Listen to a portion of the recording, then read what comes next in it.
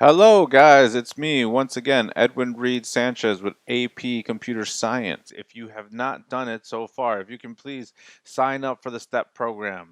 Yes, the link is below. We will be working through Beauty of Joy Computing, Unit 2, Abstractions, Lab 4, Making Computers Do Math. In your AP Computer Science Principles test, abstractions represent about 7 to 12% of your total test.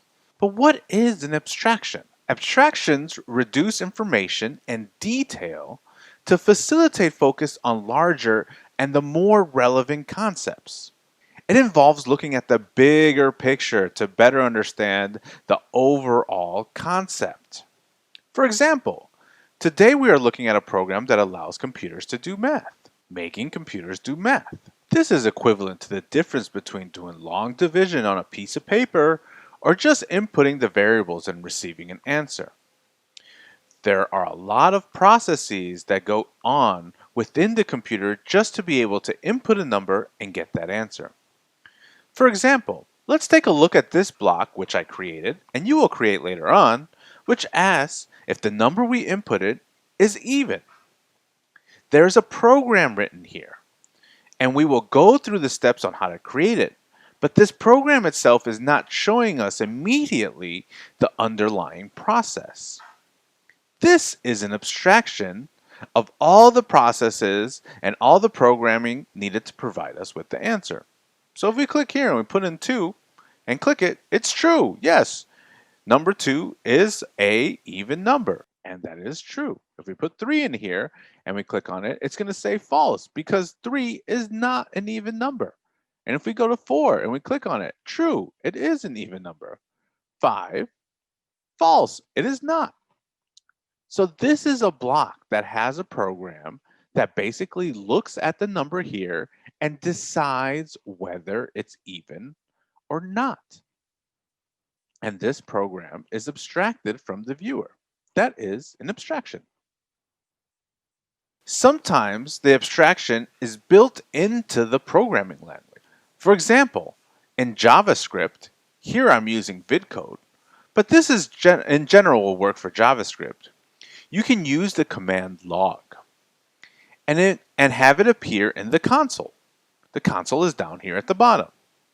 Console and it shows whatever you tell it to show here in the log, right? So this could be 13, this could be, 15, any number really, or it could be a word. But if we're going to do a word, we have to put it in quotations. So like wow, right?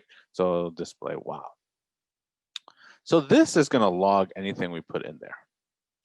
What we can also do is that we can create a variable, right? So if we go here and we do var a equals 3. Now what this is saying is that the variable a is equal 3. We're creating a variable that's a. So instead of logging 3, right, we could log a. And if we look down here, once again, it's going to show 3. If we change the value, right, of the variable, so let's make it 5, and we log a, right, we have still in the console now it's 5, right, because it's logging the actual value of a. Within the log, we can also do math, right? So we can do plus a plus a. And we're going to get 10 because a plus a is 5 plus 5, and 5 plus 5 equals 10. So this is an example of using log, right? Of using this log to be able to print something out into the console. In some other programs, they will use the term print instead of log. So this command log is also an abstraction. There's a lot of background code that prints out the information in the console. So now that we're done with the abstractions, let's understand the math concepts and how computers do math. In this lab, we're asked to experiment with the mod operator. Mod is also known as modulus. So we'll find that in operators, right? And here it is, mod. I like starting with the number 0 because in computers we always start with 0. So let's do 0 mod 0. Nan. Okay. Let's do 1 0. Nan. Okay. 2 0. Nan. Okay. 3 0. Nan. Oh. So I guess we're always going to get this nan.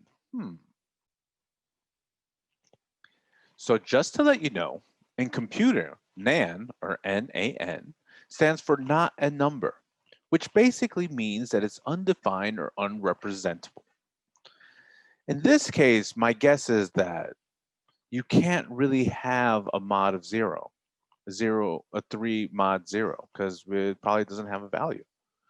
But let's go ahead and keep experimenting. So let's move on to the ones, right? So we're going to put 1 here and 1 here. So we got, okay, 1 mod 1 is 0. 2 mod 1 is 0. 3 mod 1 is 0. Okay, well, let's move on to 2's then. 2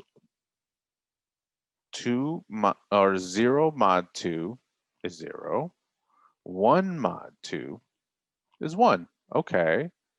2 mod 2 is 0. 3 mod 2 is 1. Interesting. 4 mod 2 is 0. 5 mod 2 is 1. Okay. I think I'm starting to see the pattern now. Let's try the 3's, right?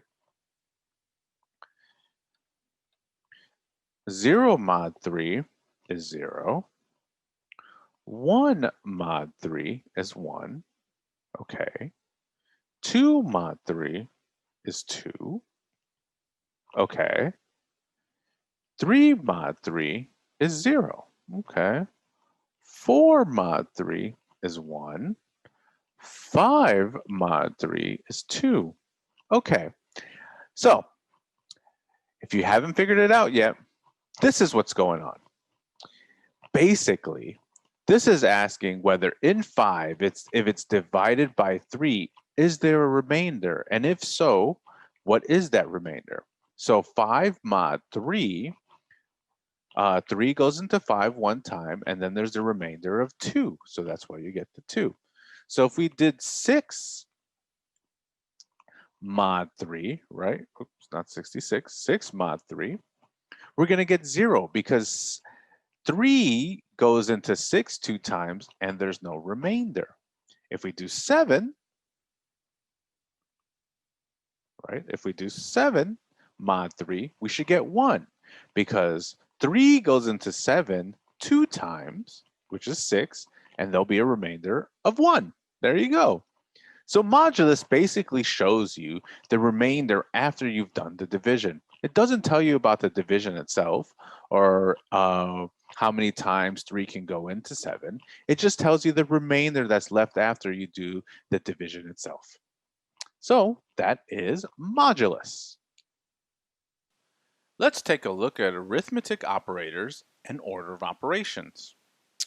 As you know, there is plus, minus, multiply, which is usually defined by this little star or asterisk. And this is because computers don't really have a time symbol. And the time symbol looks a lot like X. And we also have divide.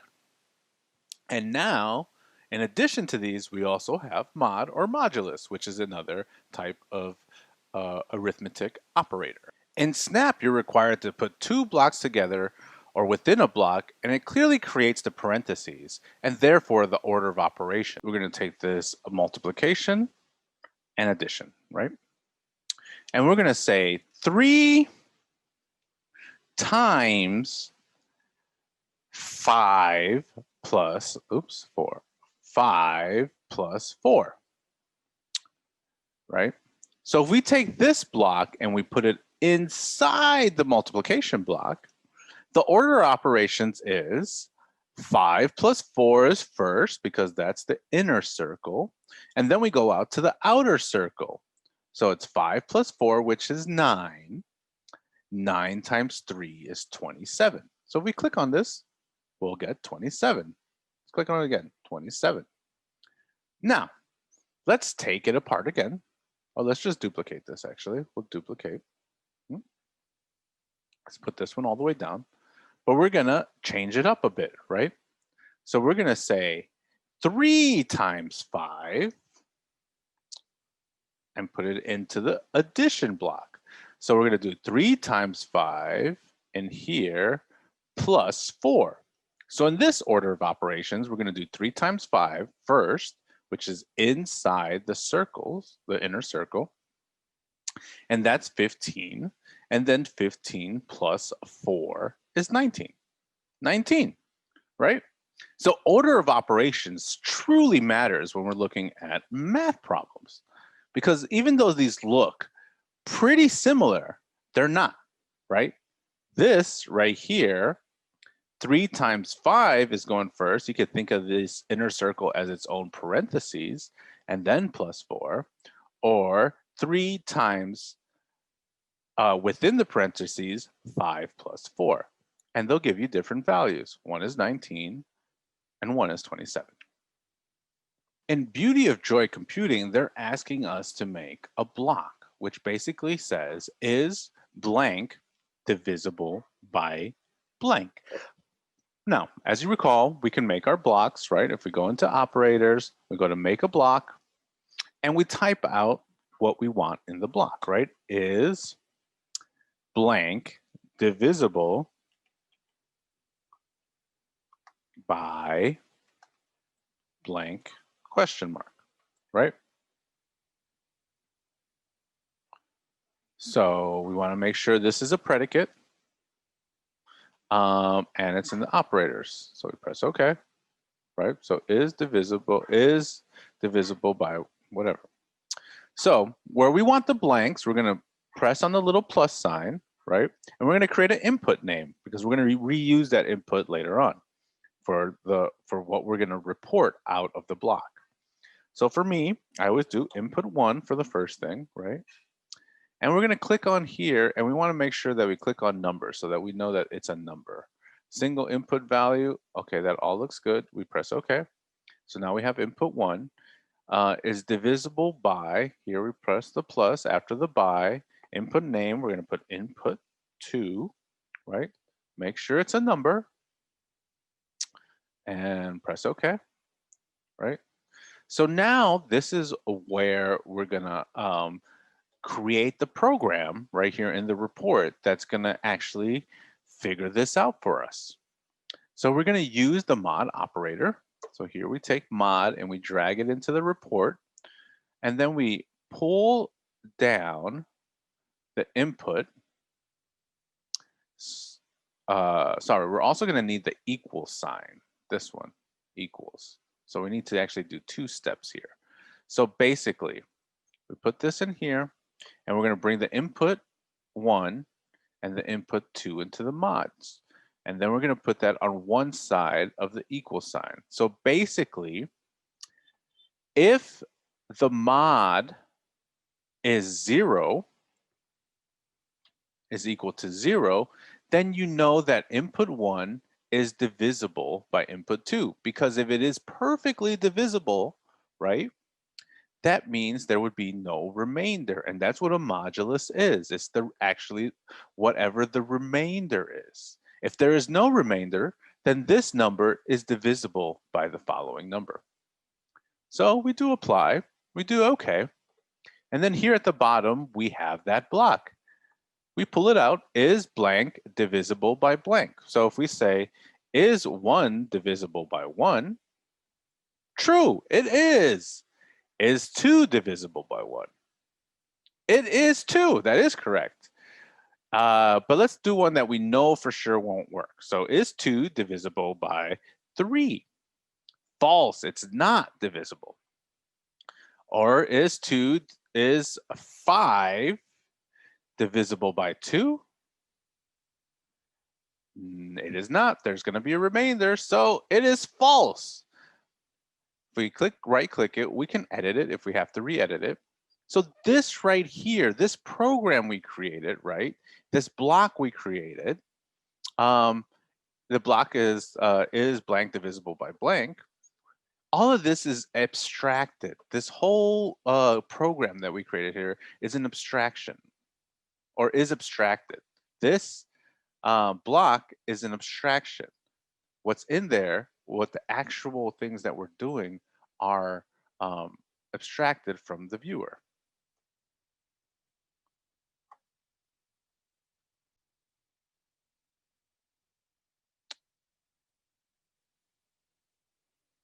So you guys remember how we before had this block is the number even, right?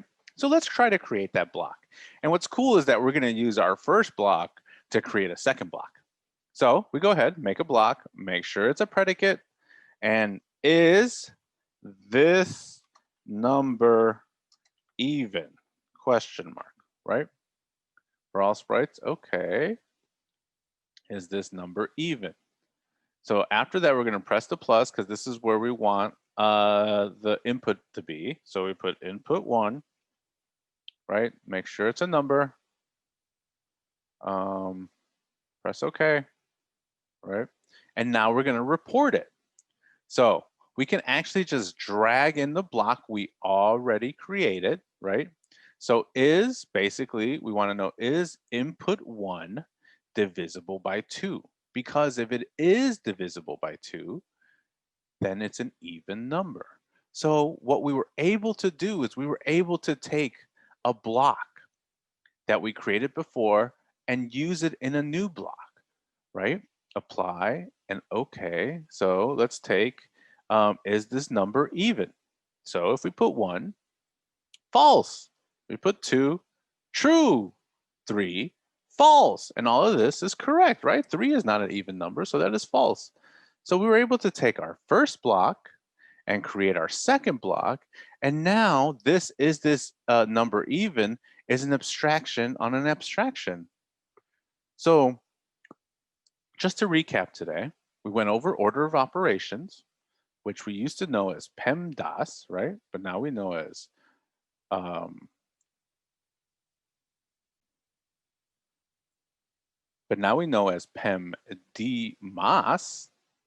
right? We know how to create blocks. We know what a modulus is, which is just the remainder. And that's it for today. So have a great day and see you next time.